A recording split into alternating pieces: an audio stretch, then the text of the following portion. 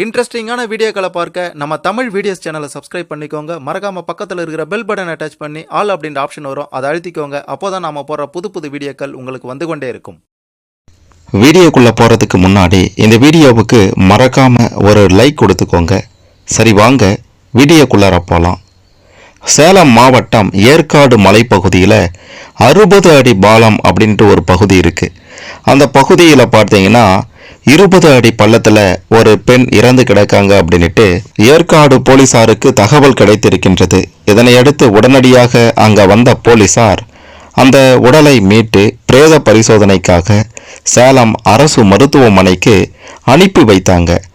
அதன் பிறகு இந்த சம்பவம் பற்றி, அந்த பெண் பற்றியும் அந்த பெண்ணினுடைய பின்புலம் பற்றியும் வெளியான தகவல்கள் ஒட்டுமொத்த போலீசாரையே அதிர்ச்சிக்குள்ளாக வைத்திருந்தது. இந்த சம்பவத்தின் முழு பின்னணியை கேட்டு போலீசாரை தலை சுற்றி போயிட்டாங்க. அந்த பெண்ணினுடைய உடலுக்கு அருகில் ஒரு பை ஒன்று இருந்திருக்கின்றது, கைப்பை. அந்த பையில ஒரு அடையாள அட்டை, பான் கார்டு, தனியார் பெண்கள் விடுதியில பணம் செலுத்தியதற்கான ரசீது, அது மட்டுமல்லாமல் அதனுடன் ஒரு 200 ரூபாய் பணமும் இருந்திருக்கின்றது. இந்த விஷயம் பற்றி அடுத்தடுத்து விசாரித்த போலீசாருக்கு பல திடுக்கிடும் தகவல்கள் வெளியானது.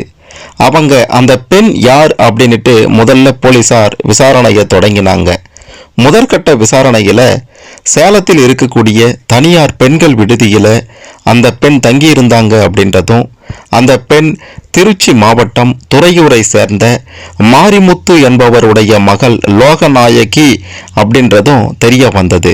அவங்களுக்கு 35 வயதாகின்றது. அவங்க காணாமல் போனது பற்றி அந்த விடுதி காப்பாளர் சேலம் பள்ளப்பட்டி காவல் நிலையத்தில் புகார் அளித்திருப்பதும் ஏற்காடு போலீசார் நடத்திய விசாரணையில தெரிய வந்திருக்கின்றது. இந்த லோகநாயகி யார் யாருடன் பேசியிருக்காங்க அப்படின்ட்டு முதல்ல அவங்களுடைய செல்போனை ஆய்வு செய்த போலீசாருக்கு அதிர்ச்சி மேல அதிர்ச்சி காத்திருந்தது. கடைசியாக அந்த லோகநாயகி பெரம்பலூரை சேர்ந்த அமானுல்லா அப்படின்றவருடைய மகன் 22 வயதான அப்துல் அபீஸ் என்பவருடன் செல்போன்ல பேசினது தெரிய வந்திருக்கின்றது. இந்த அப்துல் அபீஸ் பெரம்பலூரில் இருக்கக்கூடிய ஒரு தனியார் இன்ஜினியரிங் கல்லூரியில 4ஆம் ஆண்டு BE கம்ப்யூட்டர் சயின்ஸ் படித்துட்டு இருக்கான் அப்படின்றதையும் போலீசார் கண்டுபிடித்தாங்க. அதன் பின்பு உடனடியாக அவனை தேடி சென்று பிடித்து விசாரித்து இருக்காங்க. அவன் சொன்ன வாக்குமூலத்தை கேட்டீங்கன்னா ஆடி போயிடுவீங்க. அதாவது திருச்சி மாவட்டம் துறையூர் கரைமேடு செங்காட்டப்பட்டி செட்டி அப்படின்ற ஒரு பகுதியை சேர்ந்த ராஜேந்திரன் என்பவரின் மகள் 21 வயதாகக்கூடிய மோனிஷா அப்படின்ற பெண்ணை இந்த அப்துல் அபீஸ் முதல்ல காதலித்து இருக்கான். இந்த மோனிஷா விழுப்புரத்தில் இருக்கக்கூடிய ஒரு தனியார் மருத்துவக் கல்லூரியில 5ஆம் ஆண்டு படித்துட்டு இருக்காங்க. இதனிடையே இந்த காதல் ஒருபுறம் இருக்க, இந்த லோகநாயகியின் அறிமுகம் அப்துல் அபீஸுக்கு கிடைத்திருக்கின்றது. லோகநாயகியின் அக்கா வீடு பெரம்பலூரில் இருக்கின்றது. அவங்கள பார்ப்பதற்காக செல்லும் போதுதான் இந்த அப்துல் அபீஸுக்கும் லோகநாயகிக்கும் பழக்கம் ஏற்பட்டிருக்கின்றது. இந்த பழக்கம் ஒரு கட்டத்தில் தவறான உறவில் போய் முடிந்து தனிமையிலையும் இருந்திருக்காங்க. கடந்த 2023ஆம் ஆண்டு முதல் சேலம் புதிய பேருந்து நிலையத்தில் இருக்கக்கூடிய மகளிர் விடுதியில தங்கி தனியார் இன்ஸ்டிடியூட் மூலம் ஆசிரியர் தகுதி தேர்வு படிக்கும் மாணவிகளுக்கு இந்த லோகநாயகி ஆன்லைன் மூலமா பாடம் நடத்திட்டு இருக்காங்க. இதனால அவ்வப்போது இந்த அப்துல் அபீஸ் அடிக்கடி சேலம் வந்து சந்தித்து லோகநாயகியிடம் காதலை வளர்த்து வந்திருக்கான். இப்படியாப்பட்ட ஒரு சூழ்நிலையில இந்த அப்துல் அபீஸ் என்ன பண்ணியிருக்கான்னா, சென்னையில IT நிறுவனத்தில் வேலை பார்க்கும் ஆவடி பெரியார் நகர் பகுதியை சேர்ந்த தாவிய சுல்தானா என்ற 22 வயது பெண்ணுடன் பழக்கம் இன்ஸ்டாகிராம் மூலம் ஏற்பட்டிருக்கின்றது.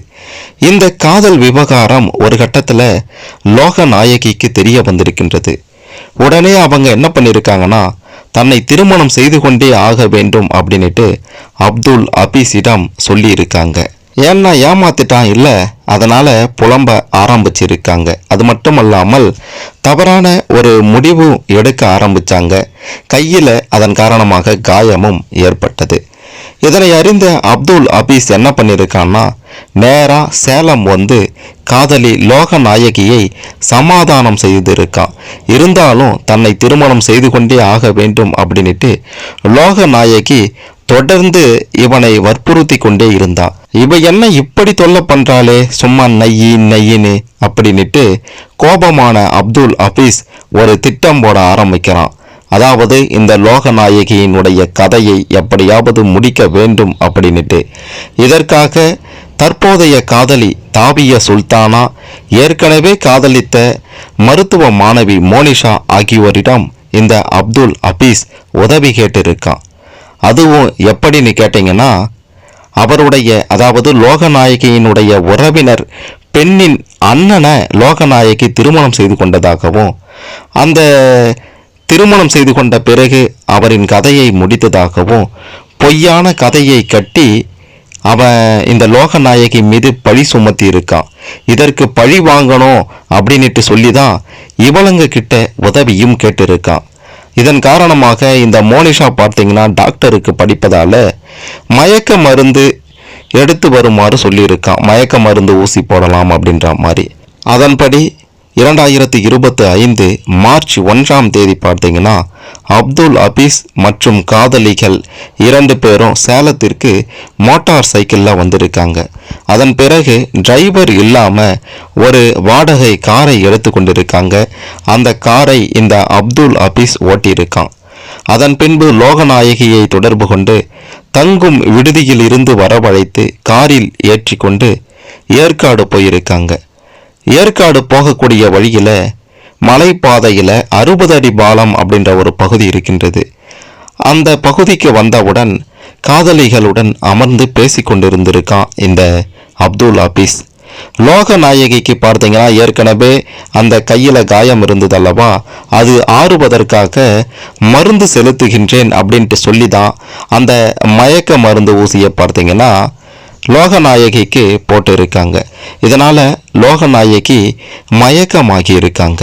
மயக்கம் ஆன பிறகு தான் பார்த்தீங்கன்னா இந்த அப்துல் அபீஸும் அப்துல் அபீஸின் 2 காதலிகள் சுல்தானா மற்றும் மோனிஷா இரண்டு பேர் மொத்தமாக இந்த 3 பேரும் சேர்ந்து லோகநாயகியினுடைய கதையையும் முடித்திருக்காங்க.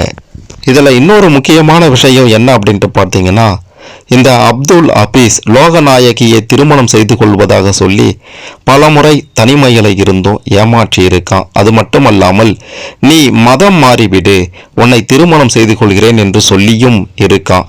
இதன் காரணமாக லோகநாயகி என்ற அவங்களுடைய பெயரை அல்பியா அப்படின்ட்டு மதம் மாற்றி இருக்காங்க. இந்த மதம் மாற்றின பிறகுமே பார்த்தீங்கன்னா அவன் திருமணம் செய்து கொள்ளாமல் தொடர்ந்து ஏமாற்றி வந்திருக்கான். இந்த லோகநாயகி மட்டுமல்ல, மோனிஷா மற்றும் தாபிய சுல்தானா அப்படின்ட்டு இந்த 2 பெண்களுமே இவனிடம் ஏமாந்து போய் நிற்கிறாங்க. தற்போது காதல் என்ற போர்வையில் இப்படி 3 பெண்களினுடைய ஒட்டுமொத்த வாழ்க்கையே பார்த்தீங்கன்னா தற்போது நாசமாகி போயிருக்கின்றது. லோகநாயகியும் இறந்துட்டாங்க. இந்த விவகாரத்தில் தற்போது சிக்கி இருக்கக்கூடிய இந்த 3 பேருக்கும் என்ன தண்டனை கொடுக்கணும்? முக்கியமாக இந்த சம்பவத்தின் மூல காரணமான அந்த அப்துல் அபீஸ் அவனுக்கு என்ன தண்டனை கொடுத்தா சரியா இருக்கும் அப்படின்ட்டு நீங்க நினைக்கிறீங்களோ மறக்காம கமெண்ட்ல சொல்லுங்க.